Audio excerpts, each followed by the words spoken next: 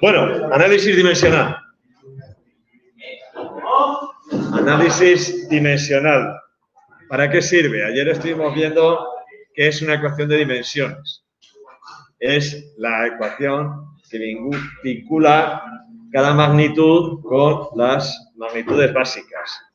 Las magnitudes básicas son 7, pero nosotros nos vamos a quedar solo con 3. Masa, longitud, tiempo. Vamos a obviar temperatura, etcétera, etcétera, etcétera. Veíamos una primera aproximación al análisis dimensional, entre comillas, viendo, por ejemplo, diciendo que cualquier fórmula física de cualquier ley, sea la que sea, tiene que ser dimensionalmente coherente. Es decir, la ecuación de dimensiones de lo que hay a la izquierda de la igualdad tiene que ser exactamente igual que la ecuación de dimensiones de lo que hay a la derecha. O las dimensiones, si queréis, no necesariamente la ecuación. Entonces, con un ejemplo lo veíamos, la ley de los gases ideales, P por V es igual a nRT. A la izquierda, en el caso de los gases ideales, solemos utilizar como unidad de presión la atmósfera. Como volumen, el litro, podríamos poner aquí pascal y metro cúbico, me da igual. ¿Vale? Y en otro tengo NR y T. N se mide en moles y T en Kelvin. Entonces, ¿qué unidades debe tener R para que esta ecuación sea dimensionalmente coherente? Si a la izquierda tengo que tener atmósfera por litro, pues aquí tengo que tener atmósfera por litro y dividir por Kelvin y por mol para que el Kelvin se me vaya con el Kelvin y el mol se me vaya con el mol. De esta manera, la ecuación será dimensionalmente coherente. Pero es que voy más allá. Si sois un poquito espabilados y yo te digo que R es, buenos días, 0,082 atmósferas por litro partido por Kelvin mol, y no te acuerdas de la ley de los gases ideales, la puedes deducir de aquí. Pasas el Kelvin mol aquí. Kelvin mol, R, 0,082 atmósferas por litro. Kelvin, ¿qué es? Temperatura. Mol, ¿qué es? Número de moles. R es la constante. Atmósfera, ¿qué es? Presión. L, ¿qué es? Volumen. ¿Y eso qué es? La ecuación de los gases ideales.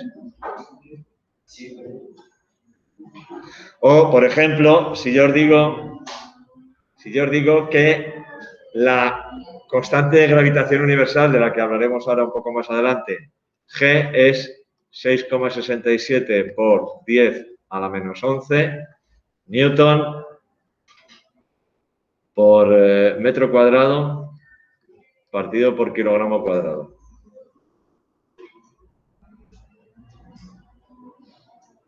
Si yo paso el kilogramo y el metro, lo paso aquí, tengo G por kilogramo al cuadrado partido por metro al cuadrado es igual a 6,67 por 10 a la menos 11 newton. G es la constante universal. Kilogramo cuadrado, aquí sí que voy a hacer un poco de trampa porque yo me sé la ley de gravitación universal. Es masa por masa. Metro cuadrado es distancia al cuadrado y newton es fuerza. Ley de gravitación universal. O sea que simplemente con las unidades en las que te dan una constante, puedes reducir la fórmula. En este caso, por ejemplo, deducir que es masa por masa requiere que recordemos algo, evidentemente, que hayamos estudiado un pelín de ley de gravitación para acordarnos que es producto de las masas y tal. Pero si hay algún detalle que se me olvida de la fórmula, simplemente con las unidades de la constante lo puedo deducir y puedo conocer la fórmula. Aquí, por ejemplo, con la ley de los gases ideales, aquí con la ley de gravitación universal. O, por ejemplo, con la constante de un muelle, newton por metro. ¿Cuál es la fórmula de la ley de Hooke? Fuerza es igual a K por incremento de L.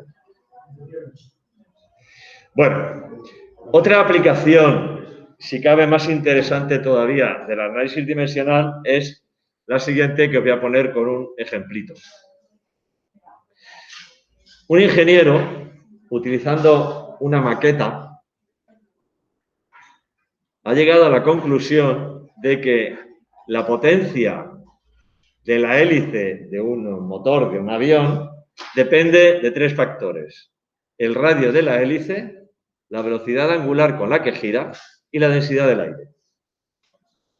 Ha cogido, ha hecho una maqueta, y la ha puesto a girar y ha medido la potencia de esa hélice modificando una serie de valores, de parámetros, la temperatura, no sé qué, no sé cuántos. Y ha comprobado si al modificar ese parámetro, esa variable, la potencia de la hélice se modificaba o no.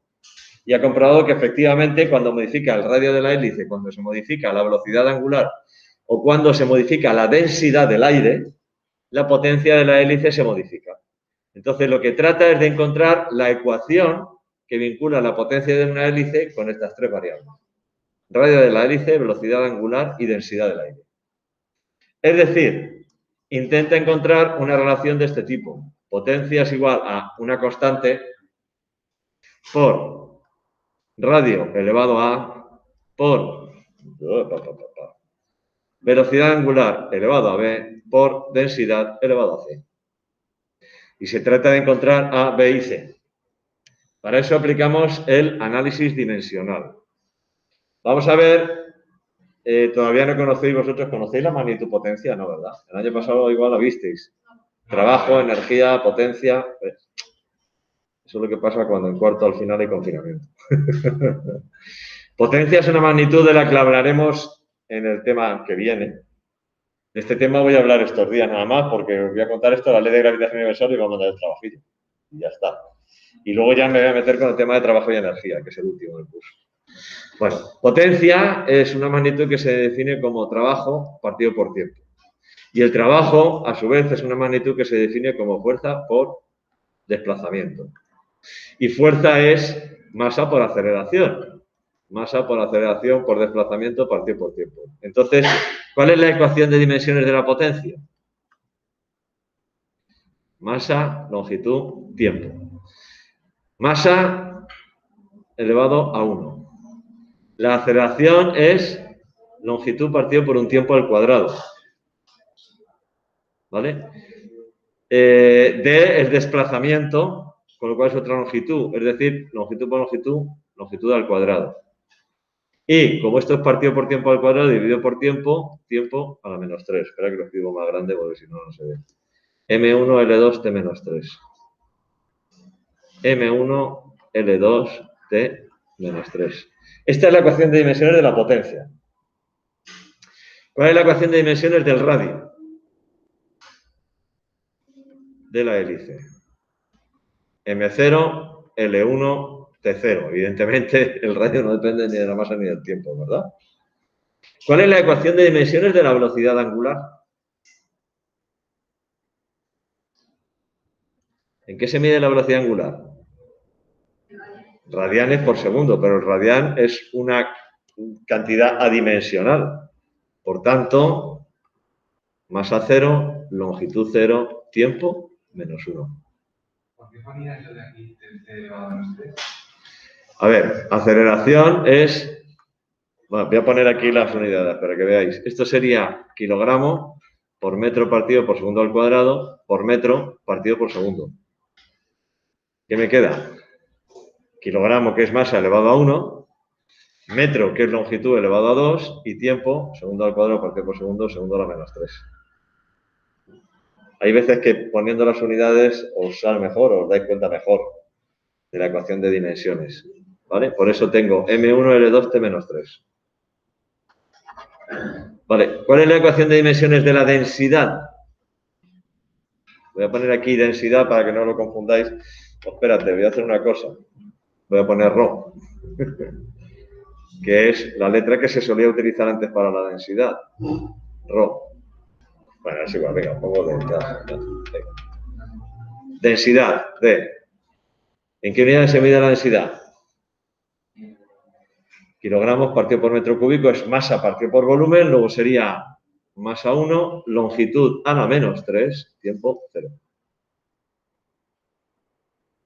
Bueno, pues para que esta fórmula sea dimensionalmente coherente, esto es una constante de proporcionalidad que no tendrá dimensiones, entonces tengo que tener masa 1, longitud 2, tiempo a la menos 3, tiene que ser igual a K, que no tendrá dimensiones, por R, que es M0, K es la constante de proporcionalidad, que esa luego se determina experimentalmente. Una vez que ya conozco la relación que existe entre la potencia y esas tres variables, lo que hago es repetir experimentos modificando esas variables y determinar a partir de eso el valor de K de la constante de proporcionalidad. M0, L1, T0, todo esto elevado a, porque es el radio. Velocidad angular es M0, L0, T menos 1, todo esto elevado a B. Y la densidad, que es M1, L menos 3, T0, todo esto elevado a C.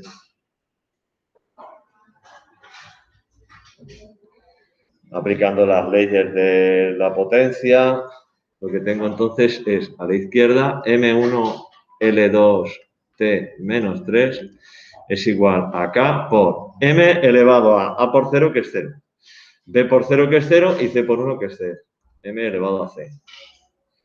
L elevado a por 1, que es A, B por 0, que es 0, y C por menos 3, que es menos 3, luego sería A menos 3. Y T elevado a por 0, que es 0, B por menos 1, que es menos 1, y C por 0, que es 0. Pues menos B. Y fijaos ahora qué fácil, ¿no?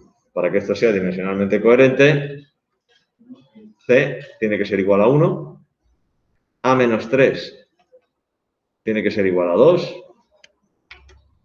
tiene que ser igual a 2, por tanto, A es igual a 5, y... Pero qué raro que vengas tú. Menos B igual a menos 3. Luego, B es igual a 3. Por tanto, llego a la conclusión de que la potencia de la hélice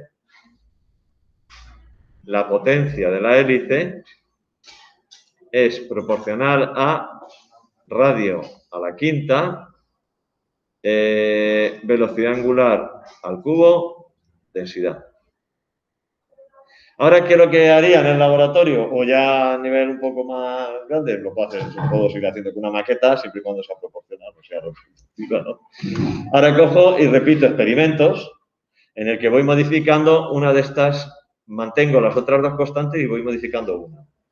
Y entonces, a partir de ahí, calculo el valor de esta constante de proporcionalidad. Y entonces ya encuentro la ley que me da la potencia de una hélice en función de esas tres variables. Pues para esto sirve, por ejemplo, el análisis dimensional. Encuentro en el laboratorio con una maqueta, veo si depende o no depende de esta variable o de esta otra variable, y luego ya, aplicando el análisis dimensional, encuentro ya la relación matemática que existe entre las distintas variables y la primera variable, que era aquella que estaba estudiando, y las otras. ¿Vale?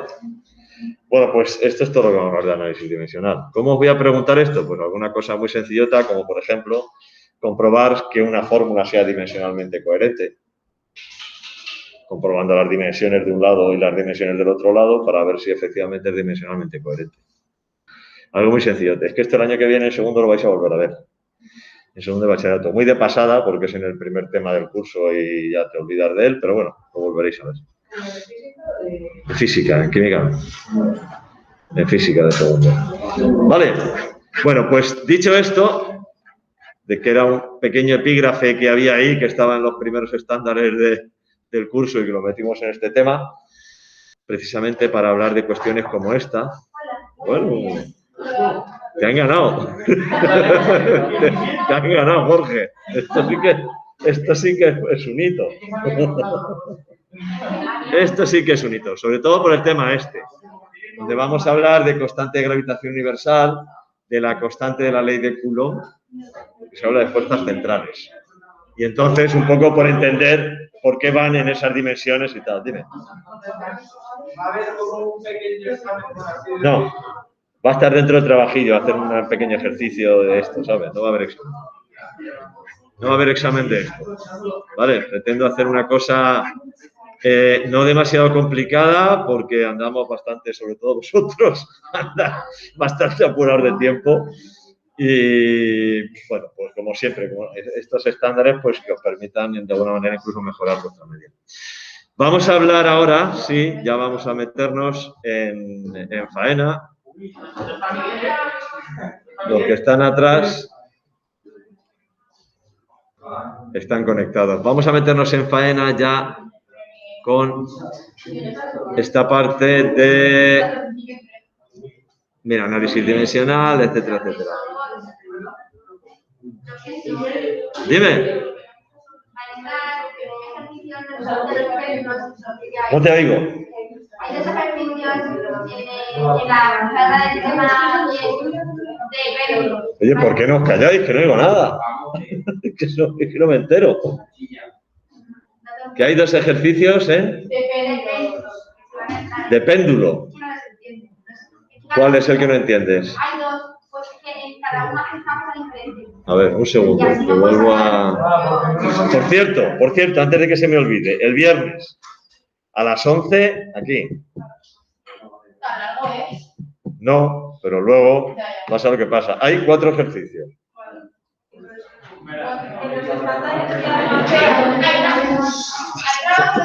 No te estoy oyendo, ¿no? En los estándares que han marcado no está la primera función de la armónico simple. En los estándares que os he mandado que no está... A ver. No está marcado el Reconocer demuestra teóricamente, en el caso de muelles y péndulos, que la aceleración del movimiento armónico simple es proporcional al desplazamiento utilizando la ecuación fundamental de la dinámica. Pero no está marcado. ¿Que no está marcado qué? Ah, como que lo hemos visto. No, que no. Eso entra en el examen, ¿no? Sí, entra en el examen. Ah, bueno, porque esto lo marqué en su día para ver, digo, a ver por dónde voy, qué es lo que me falta, que se me ha olvidado, que no se me ha olvidado. No tiene nada, no es que sea otra cosa, eso lo marqué yo para acordarme de por dónde iba, por dónde no iba. Pero hemos visto la vinculación entre o cómo se determina experimentalmente la constante de un muelle a partir del periodo de oscilación de un este. Claro que sí.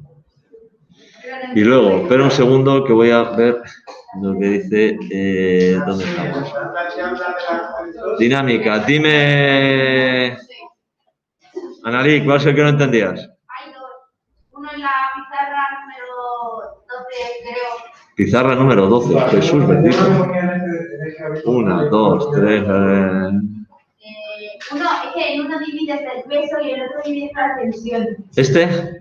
Ese es uno y luego hay otro, dos pizarras para arriba o así. Pero ¿este qué es lo que no entiendes? No, y ahora poner otro. Ah, porque uno era que daba vueltas y el otro era un péndulo. Vale, no, a ver. El otro, ¿dónde está el péndulo simple? ¿Dónde os he contado yo el péndulo simple? El péndulo simple yo creo que os lo conté. Está ahí. Joder, es que como hay tantas cosas aquí, pues ya, aquí está el péndulo simple. Ya, pero espera. Ah, no, este es el momento angular. Este es el momento angular. Dinámica de la rotación. Jesús bendito, ¿dónde está el péndulo simple? Aquí. Aquí está el péndulo simple. Vale. A ver, en este caso, yo lo que pretendía era demostrar cómo se puede, a partir de un péndulo, calcular la aceleración de la gravedad.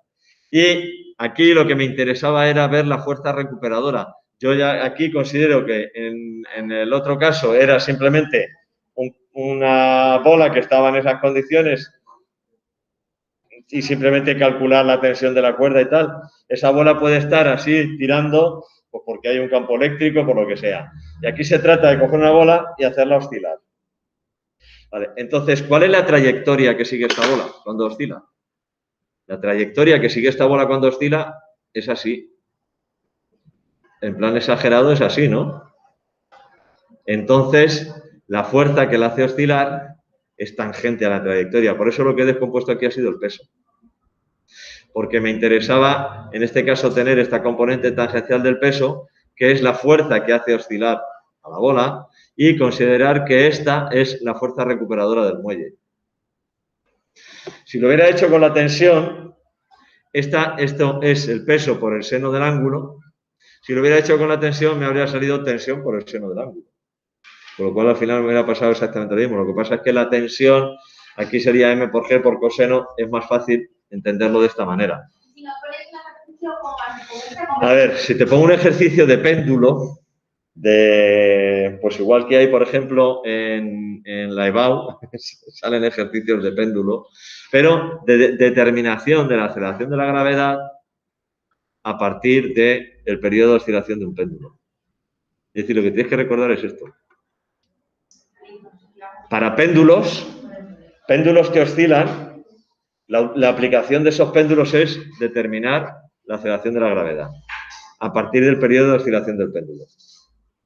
De hecho, en la EBAU de segundo de bachillerato, como hay un tema que es campo gravitatorio, antes el movimiento armónico se daba en segundo, ahora se da en primero, pero han mantenido como cuestión práctica esta del péndulo. Te dan una serie de tiempos de oscilación de un péndulo, una serie de longitudes y te dicen determina la aceleración de la gravedad. Ya está. Consiste en aplicar esta fórmula unas cuantas veces y calcular la media. Eso es lo que se hace en la EBAU. Pero te puedo preguntar algo de esto. Sí, no vas a tener que hacer esta deducción, no la vas a tener que hacer. Vale, y luego el otro ejercicio que estaba en... Dime. Vale, en el caso del péndulo cónico, ahí lo que calculábamos era la velocidad de rotación. A ver,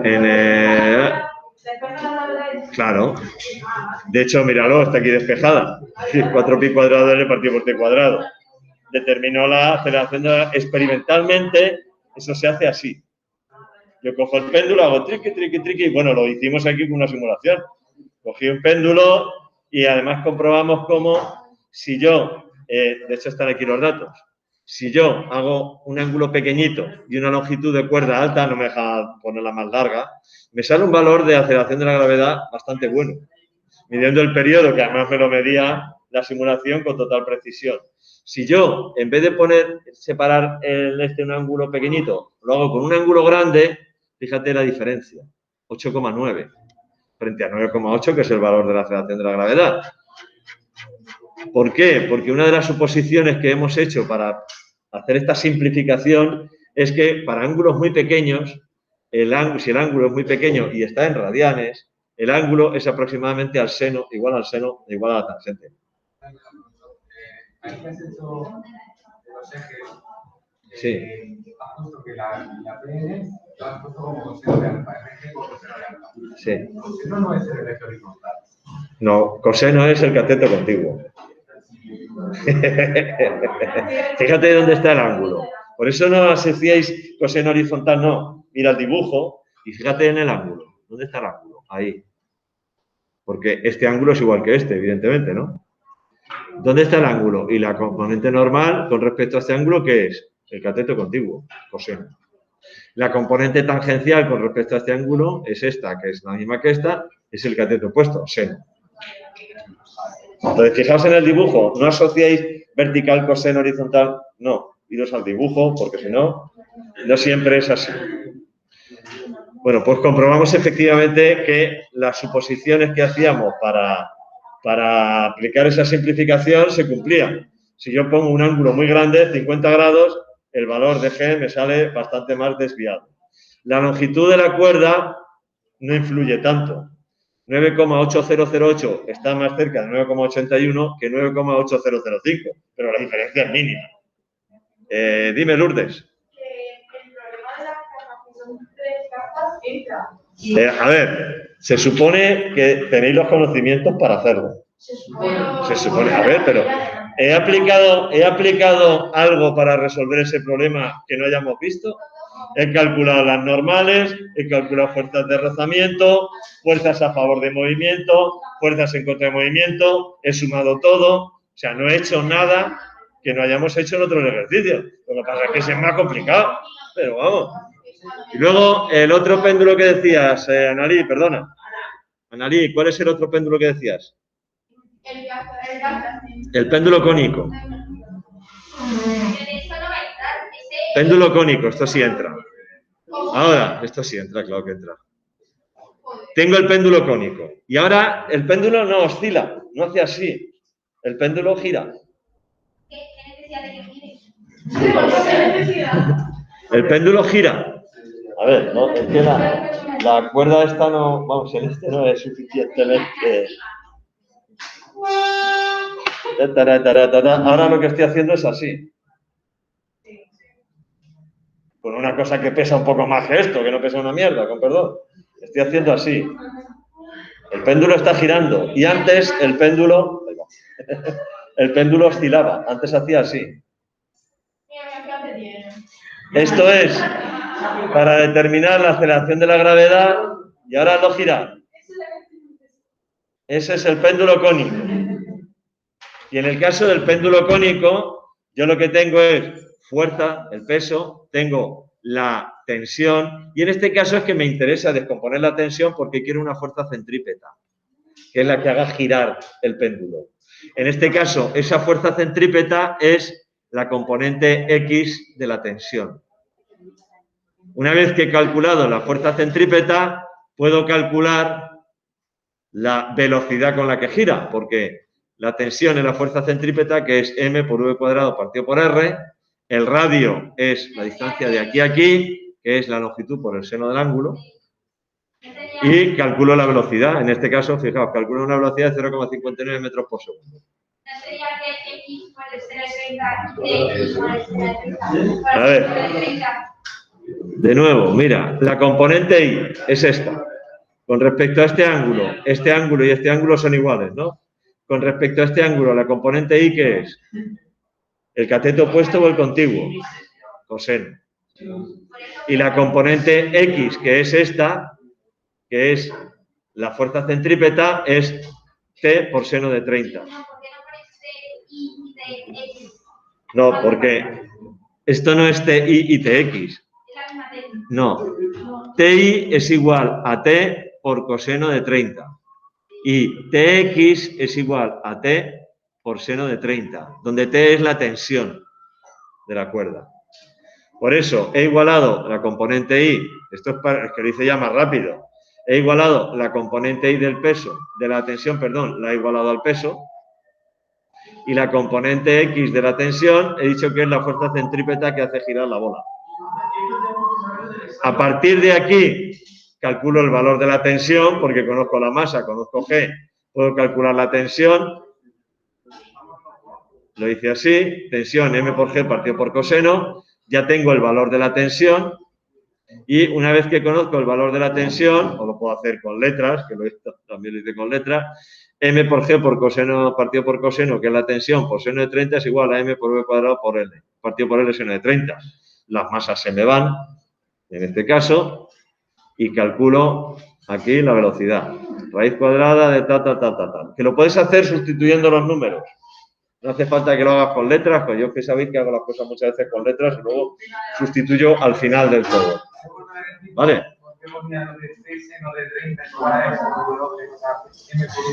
Porque esta fuerza es la fuerza centrípeta que hace girar la bola. ¿Y cuánto vale la fuerza centrípeta? Masa por aceleración centrípeta. M por V cuadrado partido por R. ¿Y la del coseno es porque es igual al peso? Claro. Porque si no tendría que moverse para arriba o para abajo. Si no fuera igual. Y no se mueve ni para arriba ni para abajo. ¿Vale? Es que aquí lo hice ya más rápido. En vez de empezar poniendo sumatorio de fuerzas en eje vertical es 0 porque tal, no sé qué. Hay un estándar que habla de un ejercicio de ascensor. Hay un estándar que habla, efectivamente, pero ya os dije que en este examen, para no estar tan encorsetado, En vez de evaluar por estándares, os voy a evaluar por criterios, no por estándares. Y hay un criterio que dice, reconoce todas las fuerzas que se aplican, es el criterio. Sobre un cuerpo tal, no sé cuánto para ti. Yo he ido más por eso, pero vamos, si queréis saber o cómo va el tema ese de los ascensores, imaginaos un ascensor. Hay 3 posibles situaciones, 4 posibles situaciones, bueno, 3 realmente. Situaciones en un ascensor. Estamos en un ascensor. Tengo la cuerda. Ese soy yo y tengo 3 posibilidades. Primera, el ascensor sube con aceleración. Segunda, el ascensor sube o baja con movimiento rectilíneo uniforme, es decir, sin aceleración. Sube o baja sin aceleración. Y la tercera posibilidad es baja con aceleración. ¿Qué fuerzas hay aquí en el ascensor?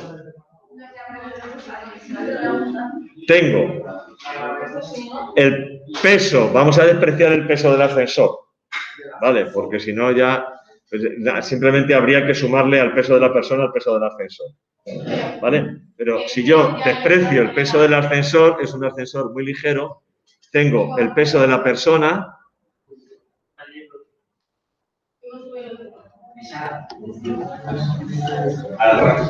y tengo la tensión con la que el ascensor, de la cuerda o del cable que tira del ascensor hacia arriba, que esta tensión se propaga a través del ascensor y se aplica sobre el propio cuerpo, es la misma fuerza que se aplica sobre el cuerpo. ¿Qué pasa si el ascensor asciende con aceleración?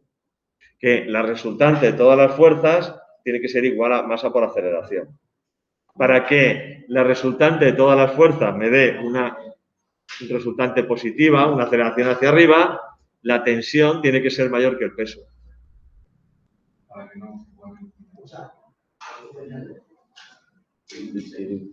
La tensión, en este caso, tiene que ser mayor que el peso. Si la tensión es mayor que el peso, la resultante de todas las fuerzas resulta una fuerza neta hacia arriba, que es la que hace que yo suba con aceleración. ¿Vale? Si subo o bajo sin aceleración, entonces la tensión tiene que ser exactamente igual al peso.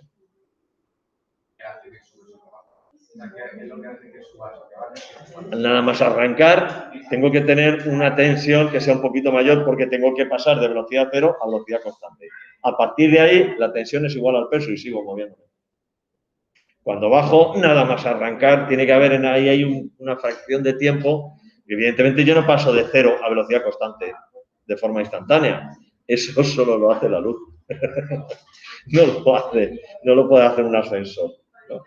Entonces, lo que pasa es que digo, vamos a suponer que ya me estoy moviendo con velocidad constante. Entonces, el sumatorio de fuerzas tiene que ser cero y la tensión tiene que ser igual al peso.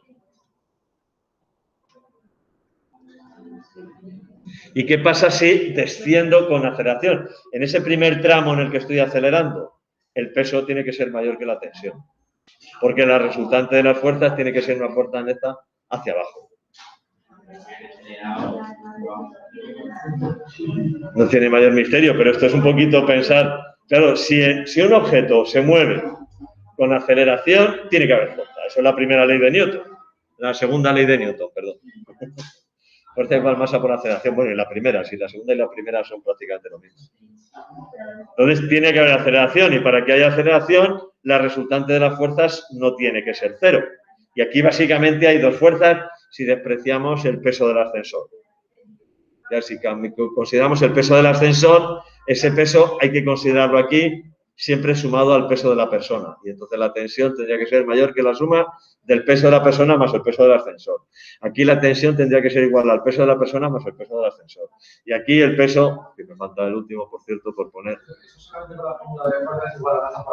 Ya está.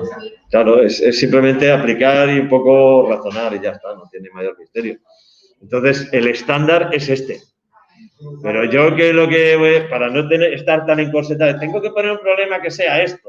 Joder, que al final tengo que poner tantas cuestiones, tantas historias, que entonces sí que me sale un examen de 3 horas.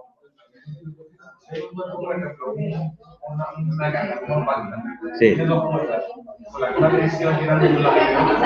La resultante de las fuerzas es 0 y si el monopatín estaba quieto, sigue quieto. Si el monopatín se estaba moviendo como un movimiento rectilíneo uniforme, seguirá moviéndose como un movimiento rectilíneo uniforme. Es el principio de inercia, la primera ley de la dinámica. Peso igual, peso mayor que la tensión, perdón, no igual. El peso tiene que ser mayor que la tensión. En este caso, el peso tiene que ser mayor que la tensión. Dime. Aceleración. Ah, sin aceleración y con aceleración. Acelera hacia arriba con aceleración, acelera hacia arriba. Se mueve hacia arriba o hacia abajo sin aceleración. En este caso me da igual hacia arriba o hacia abajo. Y en el tercer caso, desciende con aceleración. ¿Vale? Eso es lo que los estándares estos, que ya os he dicho, de verdad, que no, para no tener que encorsetarme tanto, en vez de ir a estándar por estándar, he ido a criterios. Y los criterios son los siguientes. Identificar todas las fuerzas que actúan sobre un cuerpo. Resolver situaciones desde un punto de vista dinámico que implican planos inclinados y o poleas. Relacionar las fuerzas elásticas en situaciones cotidianas y describir sus efectos. Fuerzas elásticas, la ley de Hooke, los muelles. La determinación de la oscilación del muelle. ¿Vale? Luego, aplicar el principio de conservación del momento lineal a sistemas de dos cuerpos y predecir el movimiento de los mismos a partir de las condiciones iniciales. Choque. Hemos visto, la ley de Hooke ya la conocéis, no os la he dado, pero ya la conocéis, y hemos visto la relación en un movimiento armónico simple entre la aceleración y la constante del muelle. Y es que lo hemos vuelto a ver en este tema, hemos vuelto a hablar de él. Y lo hemos hecho además aquí con...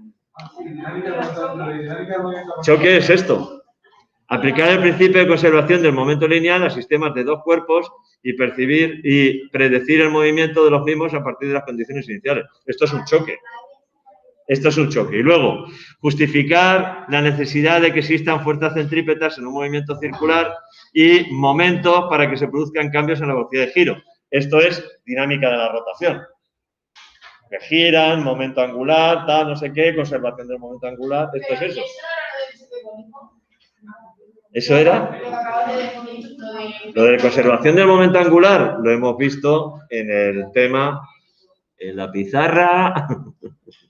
En la pizarra, el número de pizarra ya no me lo sé. Lo de las poleas, no hemos considerado la masa, lo diré aquí. Creo que también en las asunciones que nos han mandado. Dinámica de rotación, principio de conservación del momento angular. Momento angular, principio de conservación del momento angular. En ausencia del momento de una fuerza, el momento angular se conserva. ¿El qué de la polea? A ver, eso de las poleas de tal, no sé cuántos, ya os dije que el momento de inercia, no voy a hablar del momento de inercia porque eso es ya complicarlo mucho. Entiendo que en el criterio habla de resolver situaciones dinámicas en las que aparecen planos inclinados y o poleas.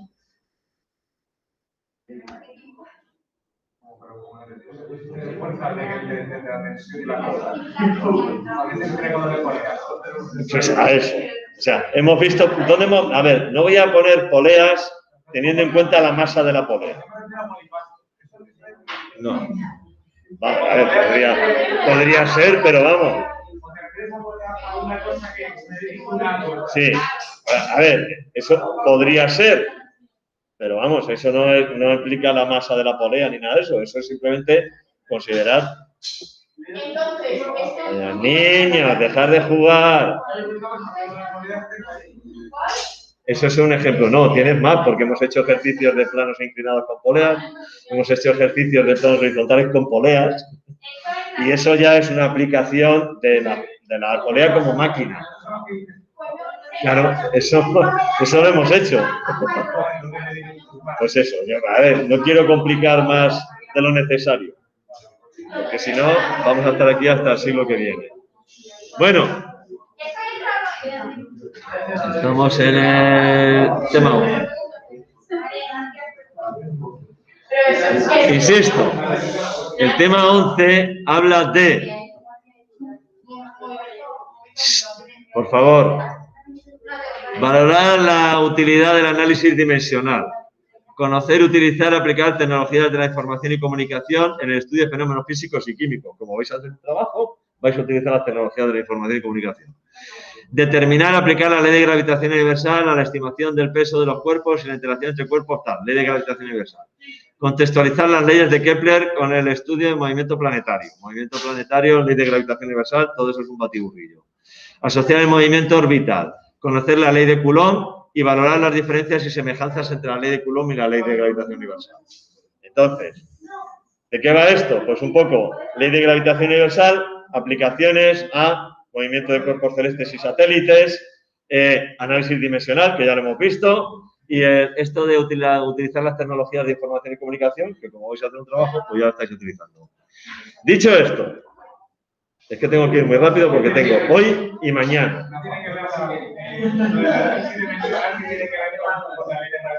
¿Lo de qué? Porque como aquí hablamos de constantes, la constante de gravitación universal, 6,67 por 10 a la menos 11 Newton, kilogramo cuadrado partido por metro cuadrado. La ley de Coulomb. La fuerza es K por producto de las cargas y esa K es Newton por Coulomb al cuadrado. Bueno, pues había que meterlo en algún sitio ese estándar y dije, bueno, pues aquí hay constantes y tal, pero vamos a meter ahí. Ya. Había que meterlo en algún sitio.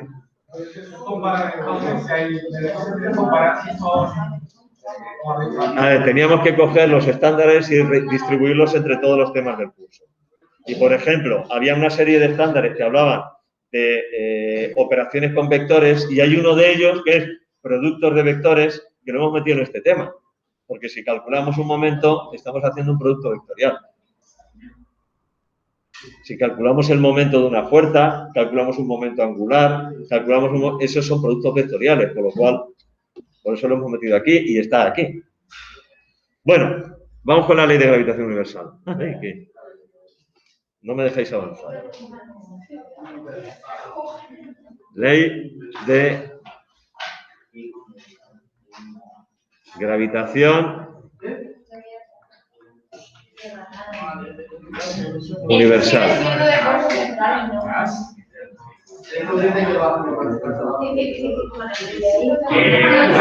Universal. He mezclado churras con merinas. Espera, que voy a poner como Dios manda. Universal. Vale.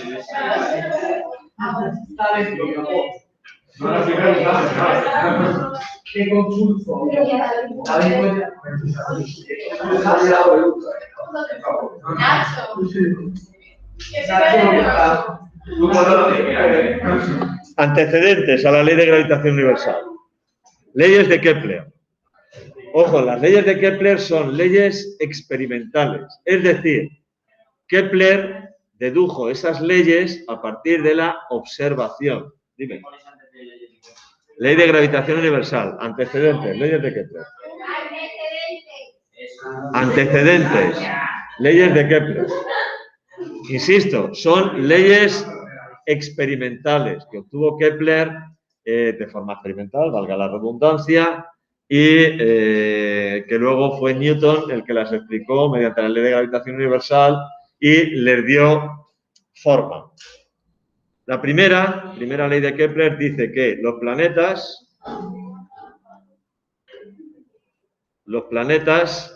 giran alrededor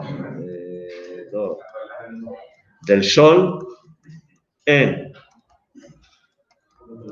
órbitas elípticas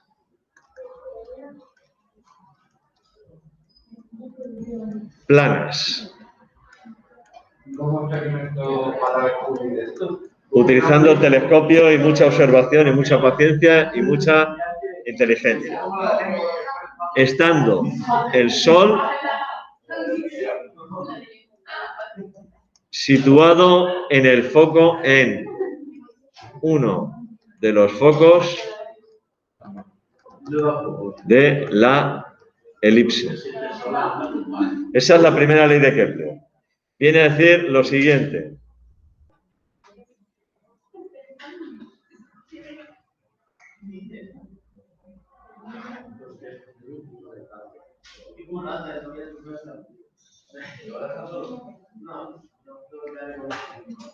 Los planetas giran alrededor del Sol. Yo coloco aquí el Sol. Vamos a ponerlo un poquito más... Bueno, déjalo así. Alrededor del Sol en órbitas elípticas planas. Situándose el Sol en uno de los focos de la elipse. Esa es la primera ley de Kepler. Segunda ley de Kepler. Las áreas barridas por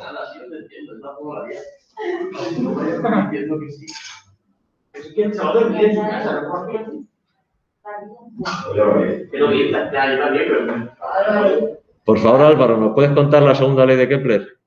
Ya que tienes tantas ganas de hablar, igual te gustaría contárnosla a todos. No. Pues entonces yo te recomendaría callarte. Las áreas barridas, aquí pone Sol y planeta. Las áreas barridas por los radiovectores del planeta en tiempos iguales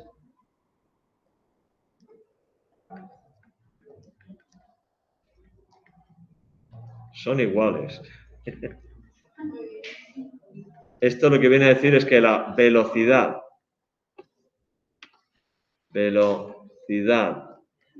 areolar es constante. Velocidad areolar, no areolar. Areolar, eso es nada. ¿Esto qué es? Lo siguiente. Sí, pum, pum. La órbita. Tengo aquí el Sol. Tengo aquí el planeta que se mueve de aquí a aquí. El radiovector del planeta en el primer instante es este. En el segundo instante es este. ¿Vale? Bueno, pues la velocidad areolar del planeta, la velocidad areolar del planeta es el área, esta superficie partido por el tiempo.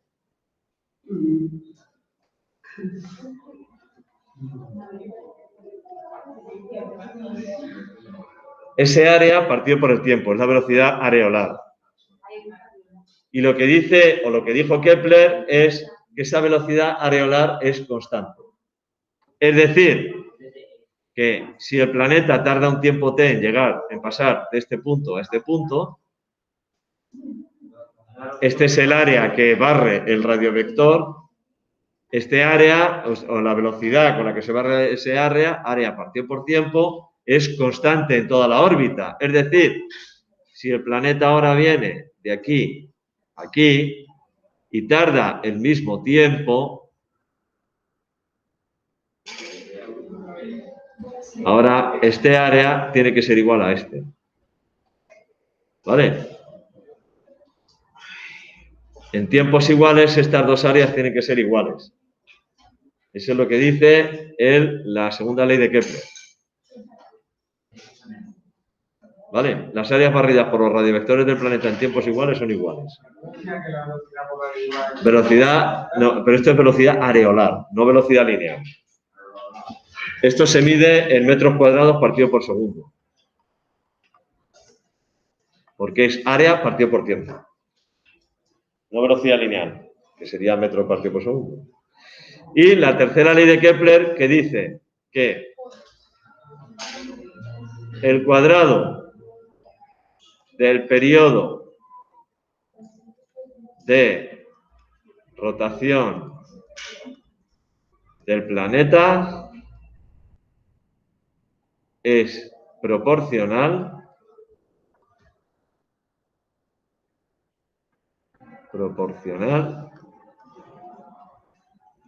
al cubo del radio medio de su órbita.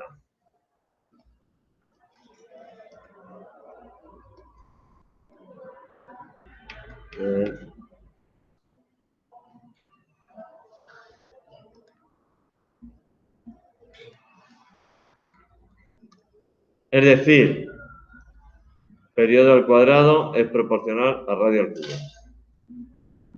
Por lo que es lo mismo, T1 cuadrado partido por R1 al cubo igual T2 al cuadrado partido por R2 al cubo. Si lo queremos hacer, la tercera ley de Kepler.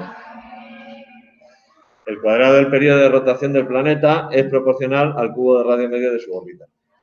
Esa es la tercera ley de Kepler. Y ahora tenemos que intentar explicar las tres leyes de Kepler con lo que sabemos de física.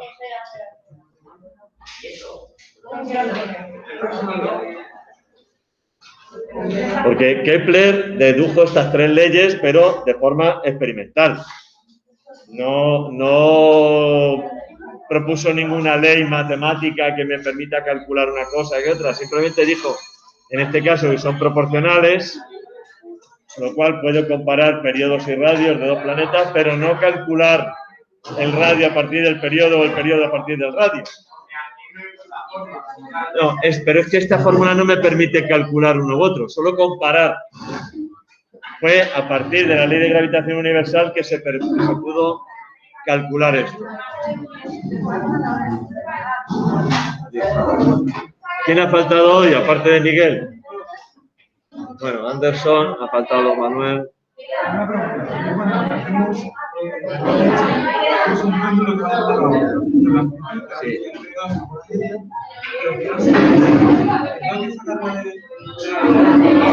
No, la fase inicial será cero, puedes considerar cero. Depende de dónde consideres tú que inicias el movimiento.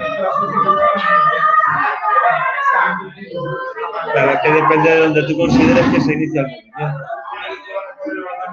Si el movimiento lo inicias cuando está en este extremo, pues te saldrá una fase inicial. Si consideras que el inicio del movimiento es ahí, pues si consideras que el inicio del movimiento es en el centro. Eso ya depende de lo que te hayas considerado. No tiene, o sea, que no hay... Sí, o sea, calcular los parámetros, amplitud...